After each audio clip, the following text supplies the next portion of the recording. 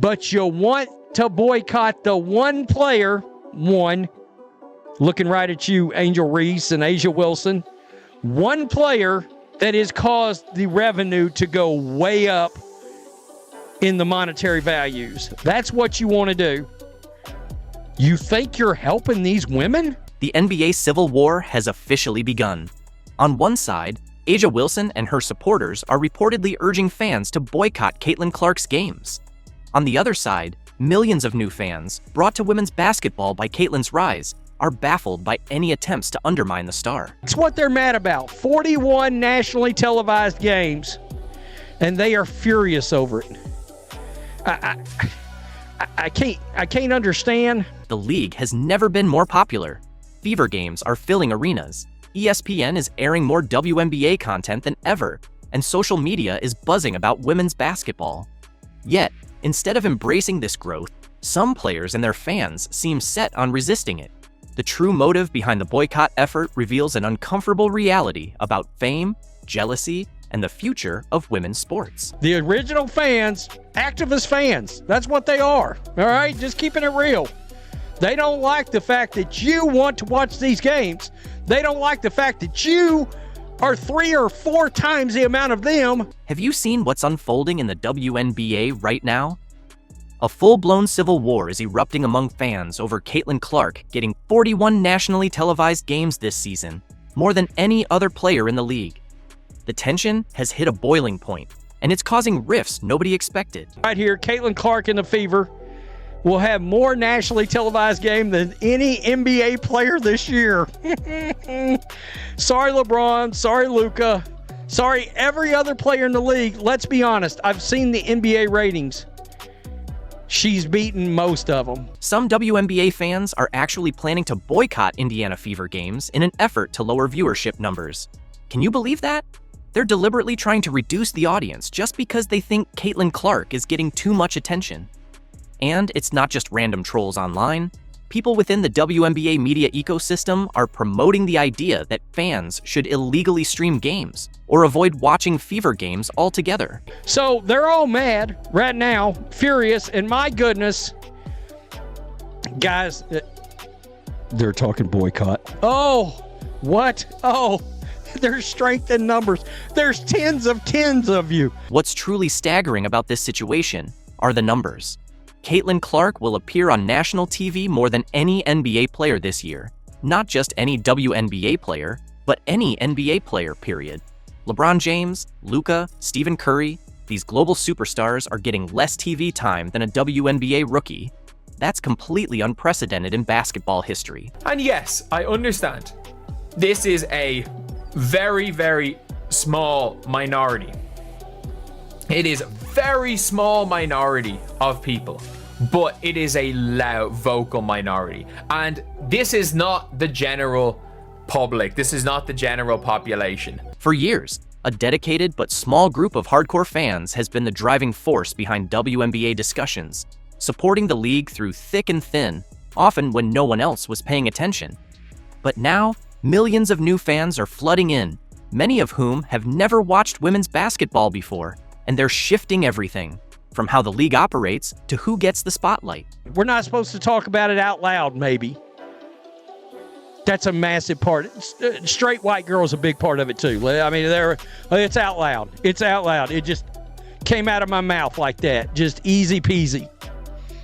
So they're mad, and they are calling for boycotts. When you look at what's really going on, the boycott movement exposes an uncomfortable truth.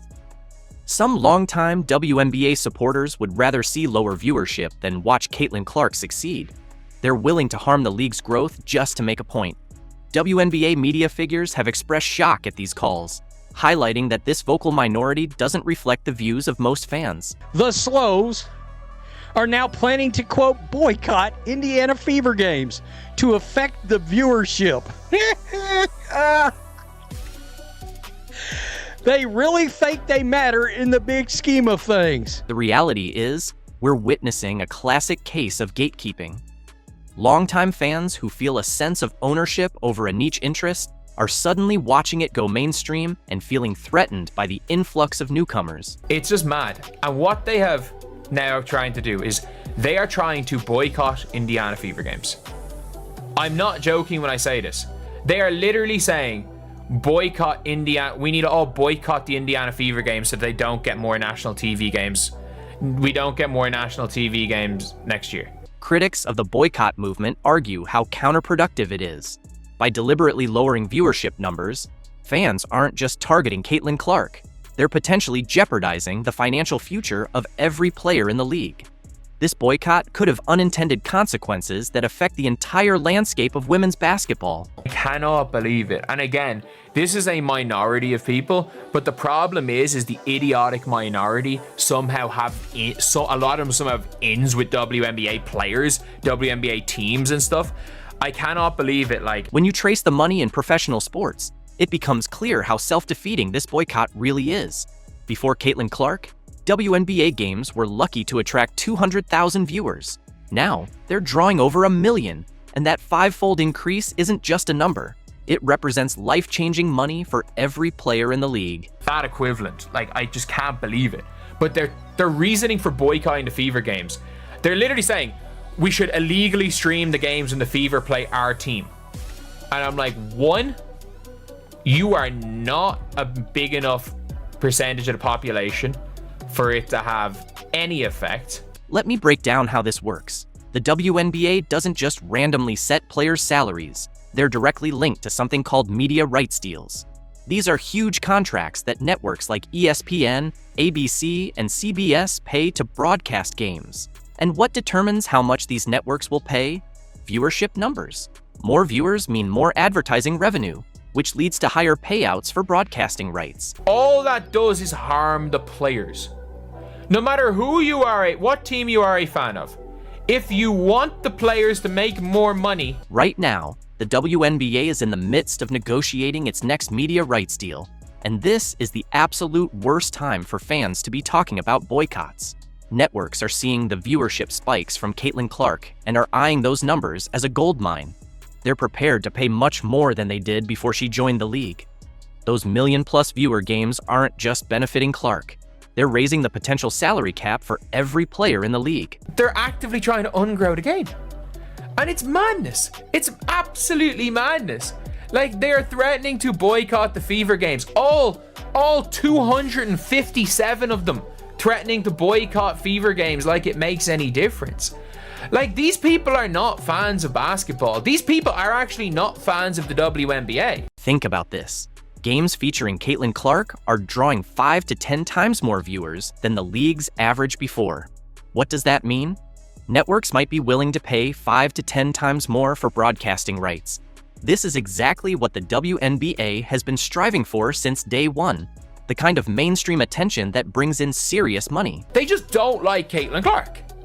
Like, this is genuinely, it's nothing to do with basketball. And it's nothing to do with Caitlin Clark, the person. There's no rhyme or reason to it, because I don't think there is a harder person to dislike. Here's where the boycott idea becomes incredibly ironic. Many of the same fans calling for boycotts have been the loudest advocates for better pay for WNBA players, highlighting the salary disparities between male and female athletes. Now that there's finally a player bringing in the viewership that could help close that gap, they want to tank the numbers. It just doesn't add up. They just don't like Caitlin Clark. It's a personal thing, and they will literally. These people, again, they're not fans of basketball. They're not fans of the WNBA. They're not fans of any teams. They just don't like Caitlin Clark. What's especially frustrating is how short-sighted the boycott supporters are being. They don't seem to realize that higher viewership creates a positive feedback loop for the entire league's economy. More viewers lead to more ticket sales, more jersey and merchandise purchases, and increased interest from sponsors. The whole economic ecosystem of women's basketball becomes stronger. I don't think they understand there's no viewership before Clark. So if they boycott, would it really move the needle? And all this new money doesn't just go to one player, it benefits everyone. A rising tide lifts all boats. The revenue from these media deals gets spread across the league, boosting salary caps and minimum salaries for every player. Veterans who've been grinding for years on smaller contracts could finally earn the kind of money they deserve. And it's a situation where they move the goalpost. They'll always move the goalpost. you're seeing like prominent figures in the WNBA media-ish space. And the reason I say media-ish space is the Twitter trolls somehow are interact with the damn actual media in a two-way conversations every day. It's mental. Despite all the financial benefits Caitlin Clark brings to every player in the league, there's an uncomfortable truth we can't ignore. Would any other sports fans ever try to boycott their most popular player? Can you picture NFL fans organizing to avoid Patrick Mahomes games or NBA viewers refusing to watch LeBron? The double standard here isn't just surprising. It exposes something much deeper about how success is treated in women's sports. Please welcome to the show, Caitlin Clark. Caitlin, did you ever What's think up, you'd guys? be back? Cheers. Excited to be Cheers. back. Don't worry. I got this nice throwback theater can. Well played. Caitlin Clark just surprised everyone in a way no one expected, doing it live on Zoom during an unfiltered interview with WNBA icons Sue Bird and Diana Taurasi. From the moment she appeared on screen, it was obvious this wouldn't be your usual heartwarming segment. It was unvarnished, authentic, and gave a behind-the-scenes look at everything from her transition to the WNBA, to locker room gossip, to the intense rivalries in those tough college games. And, of course, it all came with Caitlin's trademark wit and charisma. Product placement. There we Will go. Our show loves it. Our show loves it. So, what exactly did Caitlin Clark spill, and why is the basketball world buzzing? Stick around, because Caitlin didn't hold back on a lot of juicy details. Everything from Paige Beckers to Diana Taurasi, and even calling out the unfounded rumors Cheryl Swoops has been spreading about the team. Ready for it? Let's dive in. It was the moment that shook the internet. 1 year ago, Diana Taurasi stared into the camera and delivered a now iconic warning to Caitlin Clark. Reality is coming. Remember that? What will the league have in store for them when they get there? Look, SVP, reality is coming. Okay. There's levels to this thing, and that's just life. We all went through it. Of course. And you see it on the NBA side, and you're going to see it on this side, where, you look superhuman playing against 18-year-olds, but you're going to come with some grown women that have been playing professional basketball for a long time. Fast forward to this year, and let's just say Diana's words didn't quite hold up. Caitlin's response? A sly smirk, a slight nod, and a confident smile. The vibe was electric, sharp, playful, and full of wit. But don't be fooled, it was also a statement. Congrats on your retirement, D. Thank you. And congrats Now- on you. Unfortunately, Well, reality thanks. is coming to me now. What's your big plans? in early. What are you going to do? I keep telling Sue I thought I was going to have all this time to do all these things. I'm more busy now. So if I give you any advice, play as long as possible. We'll see. We'll get to 10 years. Then we'll think about it. It's 10 years. For Diana Taurasi, sharing the court with Caitlin Clark wasn't just another game, it was a moment for the ages. Looking back on their first matchup in Phoenix, Taurasi didn't mince words about the atmosphere. It felt like the last game that was ever going to be played. The crowd was electric, the hype was real, and it wasn't just about basketball. It was about seeing a torch being passed right before our eyes, she shared. Diana spoke with deep respect, reflecting on how surreal it was to finally face the players she'd been watching dominate college basketball for years. What was it like for you two to play against each other? It was amazing. I've been following Caitlin for so long and been watching her college career just in awe. And to be on the court and, the first game was in Phoenix, and it felt like the last game that was ever going to be played. There was such anticipation. The crowd was going crazy. All the people that came out to see Caitlin and our teams play against each other. It really was an amazing moment. And you talked about how, if you could play against anyone that is this new generation. So I got to cross paths with Caitlin, at least for a couple games. And to me, that meant a lot, Caitlin's perspective? Just as classy, but with her signature edge. She remembered that Phoenix game too. Except for her, it was personal. We were down by like 10 or 15 and came all the way back to win, she recalled, pride clear in her voice. That comeback wasn't just another line on the scoreboard, it was a defining moment for her and her team. Battling against a legend like Taurasi and coming out victorious? That's the kind of experience that builds confidence, and Caitlin made sure everyone knew it. And what it was like to play against D. Well, I was saying, like, that game in Phoenix, because we only played in Phoenix one time, and it was before Olympic break. Obviously, we had All-Star there too, but it was a great game. Honestly, I'm pretty sure we were down like 10 or 15 and came all the way back and won. That was like our first like win versus a team that was above 500. So thank you. I appreciate that. Beneath all the fierce competition, there was a deep mutual respect. The moment transcended being just another game. It became a clash of eras, unfolding right before our eyes. While Caitlin and Diana might be at different points in their careers, the impact they're both having, that's something that will last forever. As they laughed and joked about the experience, it was clear. This wasn't just playful banter, it was basketball's past and future coming together in perfect harmony. Caitlin, how excited are you for this next WNBA season? New head coach and Stephanie White. You added Natasha Howard, who Sue knows really well, DeWanna Bonner, which I know really well, Sophie Cunningham. I mean, it seems like, you know, from the outside, this roster's ready to compete now, which is easy for us to say. We know there's a process to get there, but like when you see that and you see those names come in, what does that make you feel like? Caitlin Clark is heading into the new WNBA season with more than just momentum. She's bringing the heat. When talking about her revamped roster, her excitement was impossible to miss. With new head coach Stephanie White, seasoned veterans like Natasha Howard and DeWanna Bonner, sharpshooters like Sophie Cunningham, and defensive powerhouses like Sydney Colson and Brianna Turner, Caitlin knows the talent on her team. But she's also aware of the challenges ahead. With 7 new players and a tight timeline to build chemistry, Caitlin's already in full figure-it-out mode, and she's ready to tackle it head-on.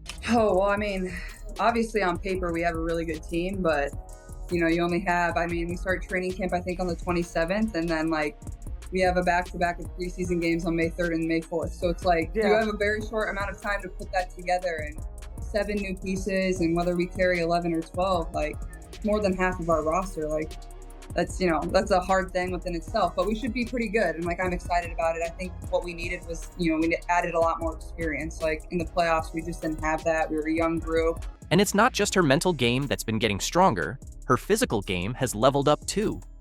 When asked about that viral off-season photo where her arms looked noticeably more defined, Caitlin couldn't help but laugh.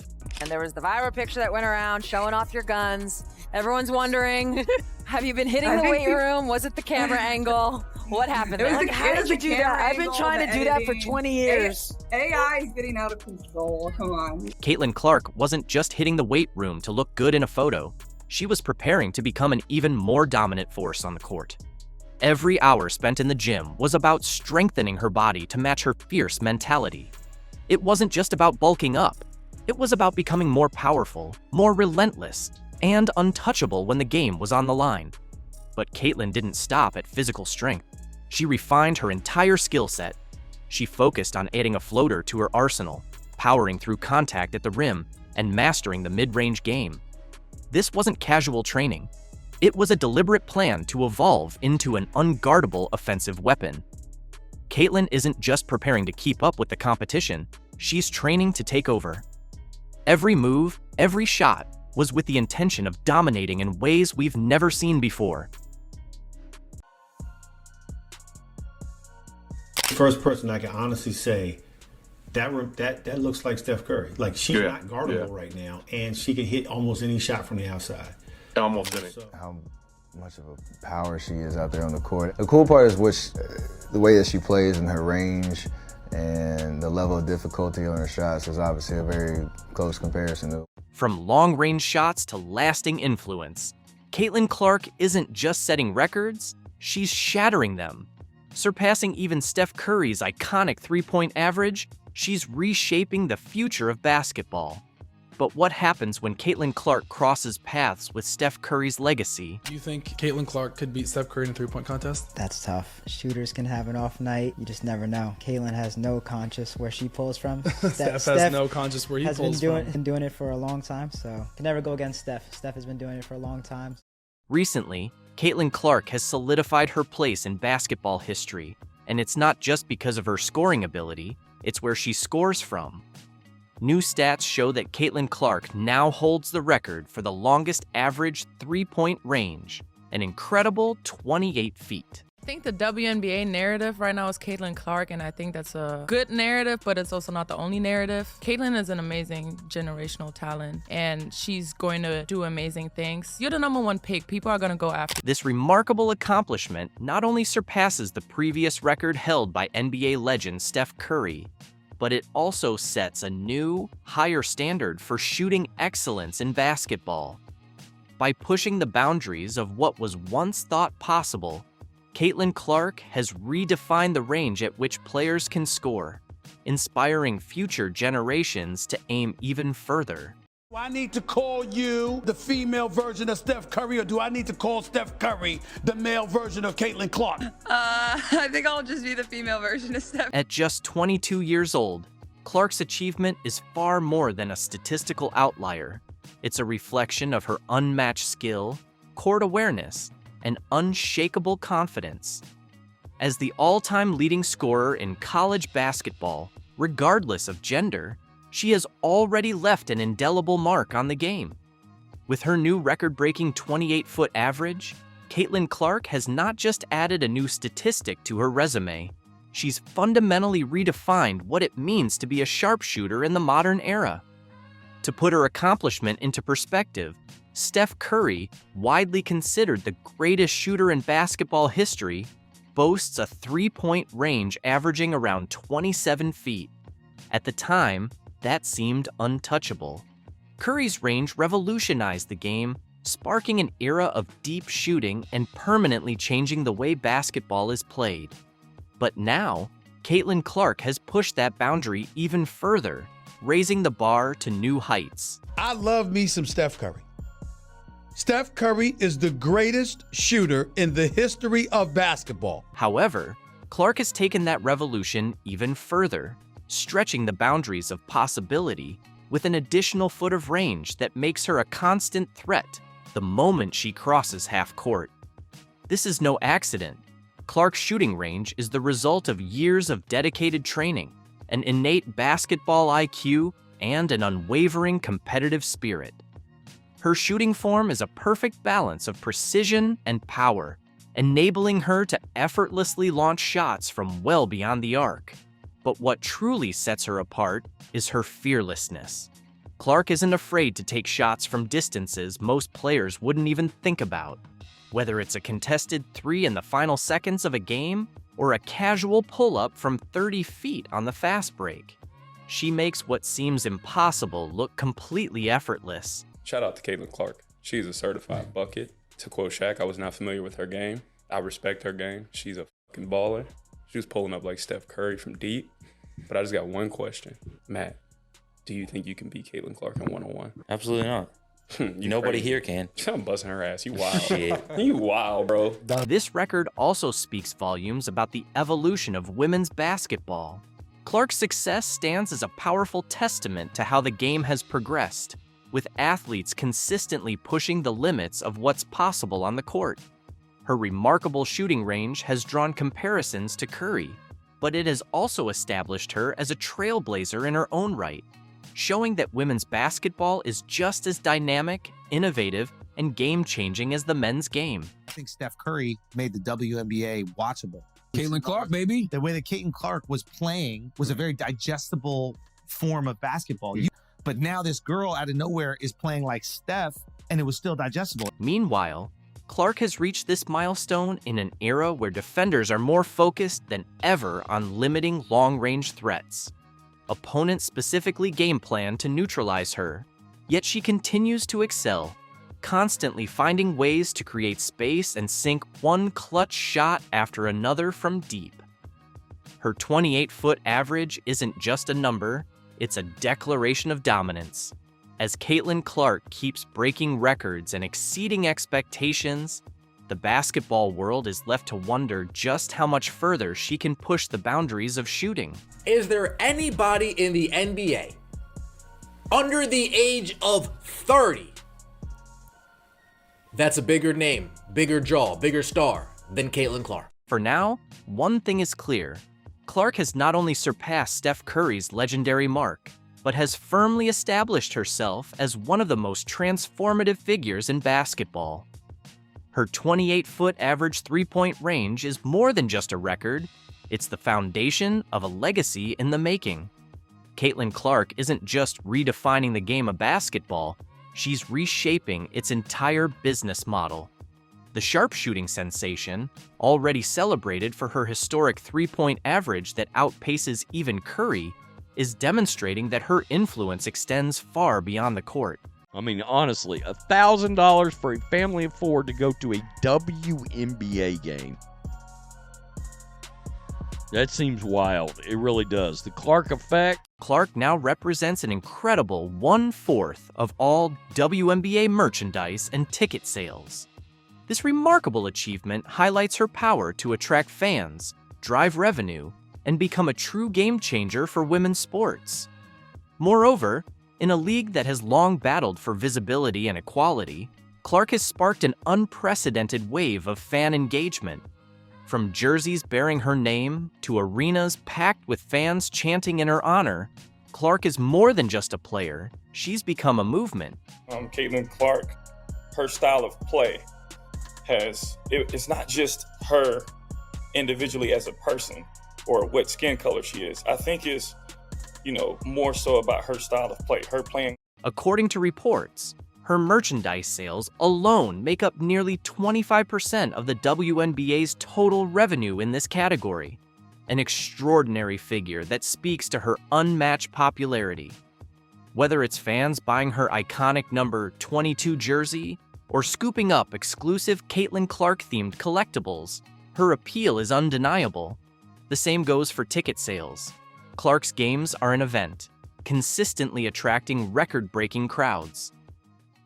Caitlin Clark, she declined an invitation to participate in a special challenge during NBA All-Star Weekend next month. That's what Shams reported on Wednesday. Now, Clark's representatives, they expressed her desire to have her first three-point contest be at the WNBA All-Star in Indianapolis this summer. Shanae, I'm not mad at it. What do you make of this decision? Look, I not only respect it, I absolutely wholeheartedly support. Well, it's official, you guys. Caitlin Clark is not competing in the three-point contest at NBA All-Star. What happens when the biggest star in women's basketball says no to the NBA? Caitlin Clark, a record-breaking force and trailblazer on the court, just did exactly that. In a move that's sparking controversy and shaking up sports media, Clark turned down an invitation to join the NBA's three-point contest at All-Star Weekend. Rather than stepping into the spotlight as the NBA's special attraction, she's making a bold statement about where true recognition belongs. Stay tuned as we dive into how this decision is flipping the script and what it means for the future of the WNBA. Caitlin Clark knows how to use the word that many people struggle all their lives being able to use. Some of us never get it till we're old and just don't care no more. The word, take a guess. Take a guess. Controversy, debate, and, of course, ESPN's outrage. Caitlin Clark, the beacon of the WNBA's future, has just declined an invitation to participate in the NBA's three-point contest at All-Star Weekend. Well, it has just been confirmed from Shams that Caitlin Clark will not be competing in the NBA three-point contest. Indiana Fever star Caitlin Clark will not participate in the NBA All-Star Special three-point shootout in San Francisco and wants her first three-point contest to be at WNBA All-Star in Indianapolis this summer. Her representatives at Excel Sports. Rather than celebrating her choice, the sports media exploded into chaos. Some argue she's simply dodging the competition, while others believe she's boldly championing the WNBA. So what's the true story behind her decision, and why is ESPN so incensed? Stick around because we're unpacking every detail right now. All right, let's jump in. The Caitlin Clark saga has been dominating headlines nonstop. In case you haven't caught wind of it, Caitlin Clark, the undeniable superstar of women's basketball, recently declined an invitation to compete in the NBA's three-point contest during this year's All-Star Weekend. And wow, opinions are flying everywhere. From ESPN to NBA fans and WNBA supporters, everyone is weighing in as the debate continues to heat up. The momentum that Caitlin Clark has this season, with her being close to being the face of basketball, both men's and women's this year, I just thought it was the perfect stage. And then obviously, you know, the possibility of Steph Curry and Klay Thompson teaming up once again back in Golden State and doing that home reunion thing, and then having Sabrina and Caitlin. To me, it just sounded like so much fun, and it would definitely bring a little spark to NBA All-Star that NBA All-Star, unfortunately, hasn't. Let's be honest, Caitlin Clark is the biggest name in women's basketball right now. She's more than just a player. She's a phenomenon. Every time she steps onto the court, she shatters records, fills arenas, and pulls in huge TV audiences. So when she decided to pass on the NBA's invitation, it wasn't just a scheduling conflict, it was a powerful statement. One that clearly caught ESPN and many sports analysts off guard. So what prompted her to make this call? Is she intimidated by the competition? Did she miscalculate? Or is she strategically setting the stage for the future, making a power move that still has many scratching their heads? It's another testament to where she is in the hierarchy of the sports food chain and, you know, the ladder of power and influence. Because Caitlin Clark is Steph Curry and LeBron James. Like, she's, you know, there's no difference. A great philosopher once said there's levels to this. She's on that. Here's the reality about Caitlin Clark. She knows exactly what she's worth. She's not just some player thrilled to get an invite to a high-profile event. She understands that wherever she goes, the cameras roll, the money flows, and the fans rally. So when the opportunity to participate in an NBA event came along, she didn't jump at it like a rookie trying to prove herself. Instead, she made it clear, "Thanks, but I'll pass. I'll host my first three-point contest on my own terms, in my own league." You see Caitlin Clark using her power to benefit the WNBA, saying, not that she'd never do anything with the NBA, but that she's not going to do it this time because the first time should be with the WNBA in front of the Fever fans. And that's exactly what's setting off a firestorm of reactions. For years, women's basketball players have been fighting tooth and nail for recognition, respect, and financial support. The WNBA has long been cast in the shadow of the NBA, and whenever a female athlete earns a smidgen of mainstream acclaim, there's this lingering expectation that she should be grateful for even the smallest scraps of attention from the men's league. But Caitlin Clark isn't subscribing to that narrative, she's rewriting it. She made it abundantly clear that she wants her inaugural three-point contest to take place at the WNBA All-Star Game, right in front of her hometown fans in Indiana. And let's be real, that's a savvy move. Why settle for being the NBA's special guest when she can be the headliner of her own show? Why help prop up the NBA's All-Star Weekend ratings when she can shine the spotlight on the WNBA instead? Of course, not everyone is on board with her decision. The moment she turned down the offer, sports analysts went into overdrive. ESPN pundits began to debate whether she was making a grave error, questioning her judgment, while the usual skeptics claimed she was merely dodging competition. Dodging competition? Come on. Caitlin Clark has never shied away from a challenge. She's been demolishing defenses and shattering records her entire career. If she really wanted to join the NBA's three-point contest, she'd be more than capable of holding her own. But that's precisely the point. She refused because she knows her worth, and she refuses to let others call the shots for her. Stephen A. Smith, as per usual, had a lot to say on the matter. For once, he actually backed Clark's decision, though not without throwing in some of his trademark commentary.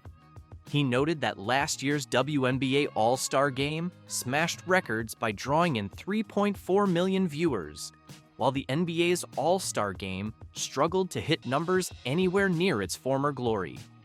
The NBA's All-Star Weekend has been losing its luster, no secret there, and it's obvious they were banking on Caitlin Clark to give them a ratings boost. Let's break that down for a moment. The NBA isn't exactly at its prime during All-Star Weekend. The dunk contest has lost its charm, and even the All-Star game itself is treated more like a casual exhibition than a true contest. Viewership has been on a steady decline, and the overall energy just isn't what it used to be. So when Caitlin Clark enters the picture, a player who's been single-handedly driving TV ratings through the roof and filling arenas, it's clear the NBA saw a golden opportunity. And frankly, from their standpoint, it made total sense. Imagine the buzz. Caitlin Clark going head-to-head with the NBA's best in a three-point contest. The intrigue alone would pull in millions of viewers. But that's exactly why she declined. She recognized that she was being positioned merely as a ratings tool, and she wasn't about to let that happen. Let's not kid ourselves. If she had accepted, the aftermath would have been just as contentious, albeit for different reasons. A win might have been dismissed as merely a shooting contest, not genuine competition. A loss would have fueled claims that the WNBA just can't compare to the NBA. There was no scenario in which she could emerge unscathed in that setup. Instead, she delivered a bold message. The WNBA matters. She's not a novelty act or a side attraction for the NBA's All-Star Weekend. She's the star of her own league. This move might just be one of the most significant power plays we've seen from a women's basketball player in a long time. It's not about avoiding one contest. It's about transforming the narrative around the WNBA. For too long, critics have argued that women's sports depend on the men's leagues to survive, that without the NBA's support, the WNBA couldn't flourish. But Caitlin Clark is proving that theory wrong. She's driving ticket sales, setting new records, and making women's basketball a must-watch spectacle all on its own. Consider this. Just last year, the WNBA saw a surge in both viewership and merchandise sales. The Indiana Fever, the team Clark plays for, accounted for nearly half of the league's entire broadcast value. Half. That's a staggering figure, and it's all thanks to her influence. She's demonstrating that the WNBA doesn't need to rely on the NBA's leftovers to thrive. It can stand tall with its own stars, its own storylines, and its own dedicated fan base. That's why this decision is so monumental. She's setting a new standard. She's telling the next generation of female athletes, you don't have to latch onto the men's league for validation. You can be the main event in your own right, and the impact is already evident. What began as a decision over a three-point contest has blossomed into a full-blown conversation about the future of women's basketball. That's the magnitude of her influence. So yes, ESPN might be seething, the NBA might feel let down, and some fans might be left scratching their heads. But Caitlin Clark is in complete control of her narrative. She's playing the long game, building something far bigger than a single contest. And honestly, you have to respect that. Apparently, there's a WNBA player named Asia Wilson. Apparently, she's pretty good. Caitlin Clark brings it down, goes twice between her legs, step back jack. Asia Wilson doesn't like that. Asia Wilson isn't smart enough to understand that everybody's going to get fat because of Caitlin Clark. Everybody won't get fat if they keep bringing up the ridiculous, idiotic, and tired old notion of racism. Asia Wilson has ignited a blazing storm of drama, challenging Caitlin Clark in a manner that's capturing everyone's attention. Is this the fiercest rivalry in WNBA history? Asia Wilson, a three-time WNBA MVP, has been unstoppable on the court with astonishing stats and consecutive outstanding seasons. She's undeniably one of the league's greatest athletes. However, Asia isn't just letting her performance speak for itself. She's making her presence felt loudly and clearly off the court as well. Asia Wilson, who bitch-whined and moaned and continues to bitch-whine and moan, that Caitlin Clark is only popular because she's white, couldn't be more. In a recent intense interview, Asia Wilson made some significant statements that are stirring up the basketball community. she didn't just challenge Caitlin Clark. She alluded to a more profound issue that's been simmering beneath the surface for some time. Caitlin Clark, the emerging star and generational talent, has dominated both college basketball and the WNBA spotlight. With her electrifying performances and bold attitude, she's become the center of attention. However, A'ja isn't on board with this. Why is Caitlin Clark receiving all the attention? My achievements last season alone surpass her entire career. And if that wasn't enough, A'ja went a step further by claiming that the primary reason Caitlin garners so much hype is because she's white. Hey, look, we love Steph Curry as a black man because of how he plays. We don't give two craps about Steph Curry or Caitlin Clark being white, black, green, or purple. When in doubt, yell racism, and when in doubt, look stupid doing it. And the latest is this moron named A'ja Wilson. A'ja Wilson has ignited a full-scale drama, publicly challenging Caitlin Clark in a way that's sparking widespread conversations. Could this be the most intense feud in WNBA history? A'ja Wilson, a three-time WNBA MVP, has been unstoppable on the court with impressive statistics and back-to-back stellar seasons. She's unquestionably one of the league's premier athletes. However, A'ja isn't just letting her on-court prowess speak for itself. She's making her stance known loudly and clearly off the court as well. A'ja didn't stop with Caitlin Clark. She also brought Paige Buchers into the conversation, with Paige set to join the WNBA soon. A'ja is already asserting that she's not getting the spotlight she deserves because she is a black woman. Her frustration seems to stem from feeling overlooked, questioning why her MVP seasons, record-breaking performances, and championships aren't making her the face of the league. But here's where things get wild. A'ja suggested that Caitlin Clark should face a lifetime ban for what she described as a lack of respect for the game and its pioneers. What does that even mean? The internet exploded. Fans are taking sides, with some agreeing that race plays a role in media narratives, while others believe A'ja is going too far. Here's what she had to say. I think it's a huge thing. A lot of people may say it's not about black or white, but to me, it is. It really is, because you can be top-notch at what you are as a black woman, but yet that's something that people don't want to see. They don't see it as marketable, so it doesn't matter how hard I work. It doesn't matter what we do as black women. We're still going to get swept underneath the rug. That's why it boils my blood when people say it's not about race, because it really is.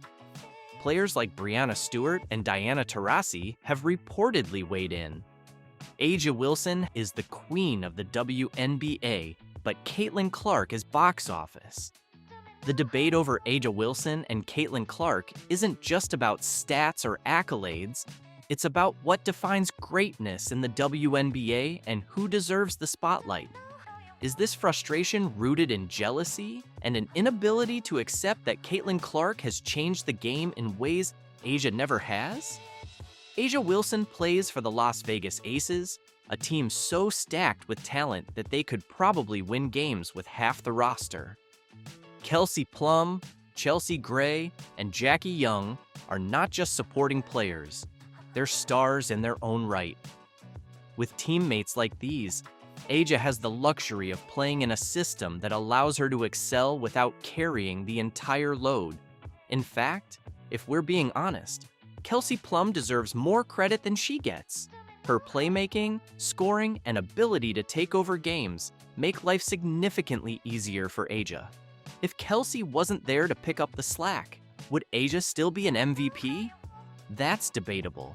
It's worth noting that MVP stands for Most Valuable Player, not Best Player on a stacked team. Without Kelsey, A'ja's numbers and impact would likely shrink. So when A'ja claims she's the league's most valuable player, one has to wonder, valuable to whom? The Aces could probably still dominate without her, but the same cannot be said for Caitlin Clark and the Indiana Fever. While A'ja thrives in the league, Caitlin Clark entered the WNBA as the savior of a struggling franchise. The Indiana Fever had been floundering for years, a team barely making headlines and far from playoff contention. Then Caitlin arrived. In just 8 months, she turned a forgettable team into a playoff contender. Her presence forced her teammates to elevate their game, and her leadership has been nothing short of transformative. Unlike A'ja, Caitlin doesn't have the luxury of multiple all-stars sharing the load. She's the sole centerpiece, carrying the team on her back while navigating the immense pressure of being a rookie in the spotlight. A'ja might want to criticize Caitlin's recognition, but she hasn't faced the kind of uphill battle that Caitlin has in her first season. One of A'ja's loudest complaints is about the awards Caitlin has received. While A'ja is proud of her MVP title, it's clear that Caitlin's recognition as WNBA Player of the Year and Time Magazine's Athlete of the Year has struck a nerve. These accolades highlight Caitlin's unparalleled contributions to the game, both on and off the court. Here's the difference. A'ja's MVP is tied to team success. Caitlin's awards recognize her individual brilliance and the broader impact she's had on the league. The MVP award is often debated, but Player of the Year and Athlete of the Year make one thing clear. Caitlin's influence transcends basketball. She's not just a great player, she's a cultural phenomenon. I feel like I'm getting hammered. Last season, Caitlin Clark faced cheap shots, constant hacking, and defenders who thought they could muscle their way into shutting her down. Well, guess what? That chapter is officially closed. The Indiana Fever have loaded up with not one, not two, but 3 enforcers who won't stand for any of that nonsense anymore. So the Indiana Fever have got their enforcer. They have got their enforcer for Caitlin Clark. And I'm not gonna lie, like, when it comes to Caitlin Clark and their enforcer, last year everyone was talking about them needing an enforcer. Enter Howard, Cunningham, and Bonner, veterans with attitude. If critics think they can bully Clark, they'll have to get past them first. The closest thing they had was Erica Wheeler. That was the closest thing they had for someone to defend Caitlin Clark, was Erica freaking Wheeler. Maybe Temi, but Caitlin Clark was getting hit a lot. She was getting hit a lot early and they needed their Charles Oakley. This move isn't just about talent, it's a statement. The Fever aren't here to compete. They're here to dominate. With these new additions, they've built a squad that plays fast, tough, and, most importantly, protects Clark. Her bullies on notice? So how will these 3 transform the Fever into a WNBA powerhouse? Sometimes you need one of those players on your team. You need one of those enforcers. Every good player, by the way. Every good player, every good team that is a super duper star. Most of the time have enforcer type players. Picture this. Caitlin Clark, the WNBA's most electrifying rookie, steps onto the court for her debut. Fans are buzzing, expecting a show. Instead, hard fouls, excessive contact, and physicality that seemed aimed at taking her down. What's going on here? That's all I see. They try so long to get respect for women's basketball, and then they treat it like a junior high school girl's locker room. Junior high school girl antics on the court. Clark wasn't just a rookie. She was targeted, with 17% of all flagrant fouls last season against her, proving defenders weren't just playing defense. They were trying to take her down. Now, what little girl wants to grow up and play in a league where you're targeted like that? How do you sit here and profess and demand that everyone take women's sports seriously when you can't even take it seriously enough to not act like a junior high queen on the court? It looks like a soap opera. And leading the charge? The Chicago Sky. A shocking 80% of those flagrant fouls came from one team. That's no coincidence. It's a statement. They weren't just defending, they were sending a message. Was it intimidation, frustration, or just a desperate attempt to slow a rising star?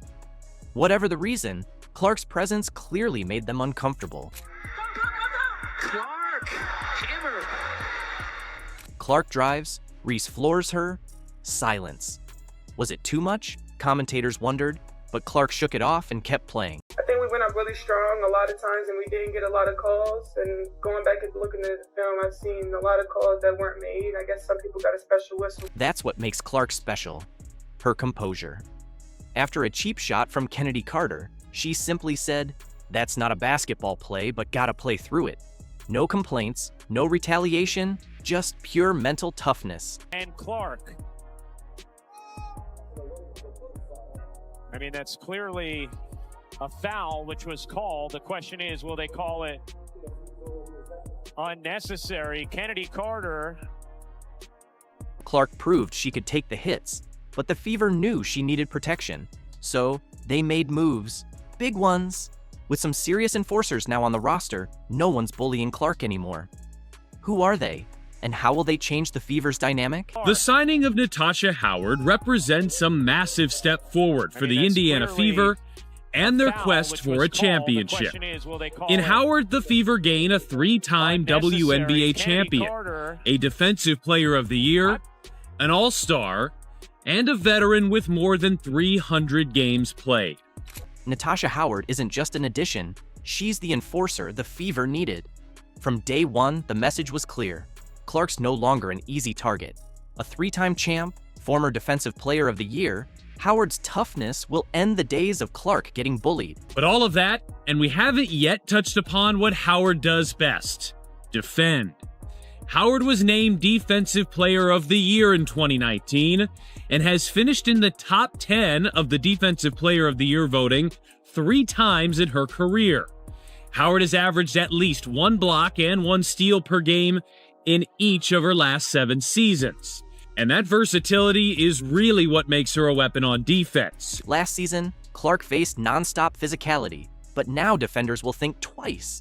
Howard alone shifts the power dynamic. She commands respect next to Clark, and with her elite stats, 17.6 points, 6.7 rebounds, and a 3-point threat, she'll create more space for Clark, Mitchell, and Boston. Last season, with a minimum of 25 games played, Natasha Howard was one of just 13 players to average 18 points per game. She was one of 16 players to average 7 rebounds per game. And the list of players to average both 18 and 7 last year, short and elite. A'ja Wilson, Breanna Stewart, Nafisa Collier, Brittany Griner, and yes, Natasha Howard. Howard's defense is where she truly dominates. A former Defensive Player of the Year, she's a nightmare in the paint. But that wingspan and 6'2" height allows her to be disruptive defensively around the rim on opposing bigs too. In fact, Howard will enter the 2025 season 25th all-time in blocks in WNBA history. Howard's ready to elevate Clark in the Fever, bringing her experience and toughness to help them dominate, not just fight back. Caitlin Clark was getting hit a lot. She was getting hit a lot early, and they needed their Charles Oakley. You've got that in Sophie Cunningham. Sophie Cunningham is heading to Indiana, making the WNBA even more exciting. If Clark needed someone to keep the bullies in check and hit threes, she's got her. There were there are so many videos of Sophie Cunningham just starting brawls. Some might ask, Cunningham? Wasn't she bringing Clark to Phoenix? Clark had other plans, ensuring Cunningham joined her in Indiana. Sophie Cunningham, in general, is just wild. Wild is the best word I can use to describe Sophie Cunningham. And, it is just, it's carnage. It's carnage a lot of time when Sophie Cunningham gets involved with anything. The amount of fights that Sophie Cunningham has been involved in is mental. Cunningham is a perfect fit for Indiana. She's not just tough, she's an elite shooter, hitting 37.8% from deep last season. With Clark running the offense, that number will rise. If she hits a 3, Maisha Hines-Allen fouls her and then tries to step over, and then Sophie Cunningham grabs her leg. Nobody's going near Maisha Hines-Allen, but no, Sophie Cunningham will start the fight. The refs are trying to break it up. None of the Mercury players are going to go near Maisha Hines-Allen. They're scared. She's scared of bejesus out of them. Maisha Hines-Allen is one of the toughest players in this league. Sophie Cunningham going head to head straight with her. Cunningham brings more than shooting. She's got an edge. She plays through contact, talks trash, and backs it up. Plus, she's a Taekwondo black belt. Like Sophie Cunningham, there are so many things where it's like, part of it her fault, part of it not her fault, but she will not back down. She will not back down under any circumstances from anything. And that is what the Indiana Fever need. If somebody hits Caitlin Clark, if somebody does what Victoria Vivians did to Caitlin Clark, it's not going to be Caitlin Clark that's getting involved to be teed up. Sophie Cunningham's in there. You take the technical foul. You take it. Cunningham adds versatility to the Fever's lineup as a wing who can shoot, defend, and provide leadership, averaging 8.4 points, 3.9 rebounds, and 2.0 assists last season. Like, Sophie Cunningham is guarding the screen here, and she just takes a hard hit, nothing major, so she's down, and then after taking a hard hit, just gets back up and laughs. Gets back up and laughs a bit. Cunningham thrives in high-pressure moments, bringing toughness, experience, and fearlessness, whether it's hitting a clutch three, locking down a guard, or stepping up when things get chippy. She takes the hard hit and goes down, obviously, gets back up and just laughs.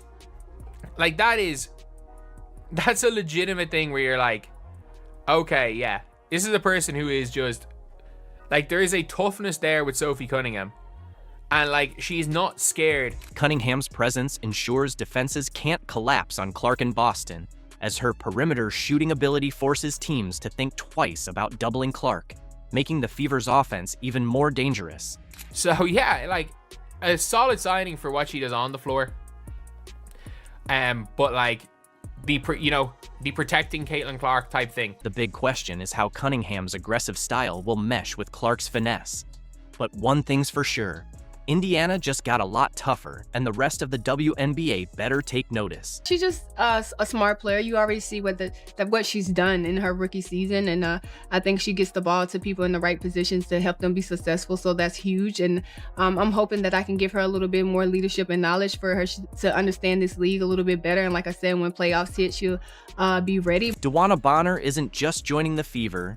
She's here to reshape their culture and bring championship experience, making it clear Indiana is ready to win now. Our first game in Indiana, we got to get a win. Bonner's addition turns the Fever from an exciting young team into a championship contender, adding elite defense, clutch scoring, and floor spacing alongside Boston, Clark, Mitchell, and Cunningham. What excites you the most about this team that you're going to be joining? I mean, they have dynamic pieces in CC and Kelsey Mitchell and AB, Lexi Hall. I mean, they have a great core, so why not just add to that and try to, take us to the next level in the playoffs. They were in first round, and I played against them in the first round, and the way they came back the second game, it just makes you excited to, okay, I want to be a part of that. They didn't lay down and quit. They came back and actually try to beat us early, that next game. Bonner's not just a skilled player.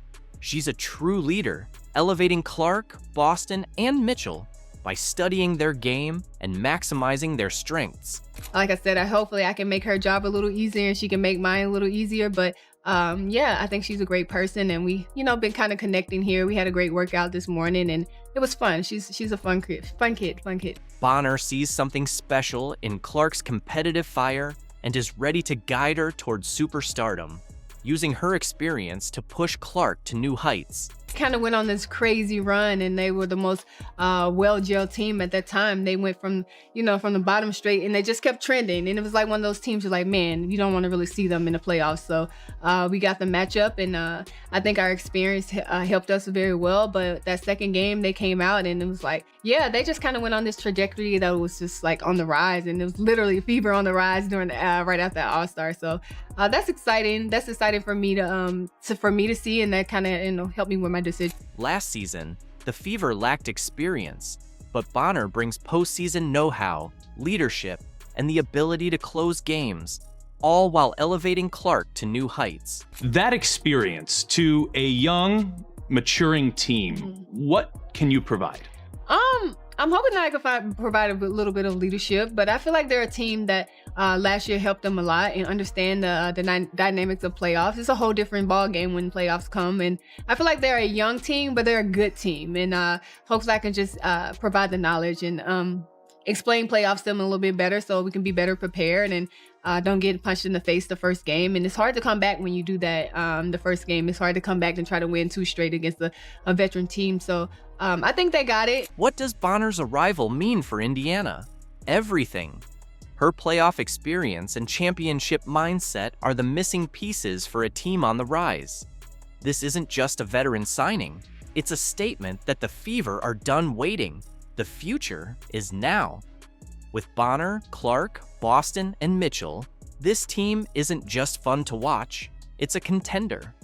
Are you ready for the Indiana Fever show? It's coming fast.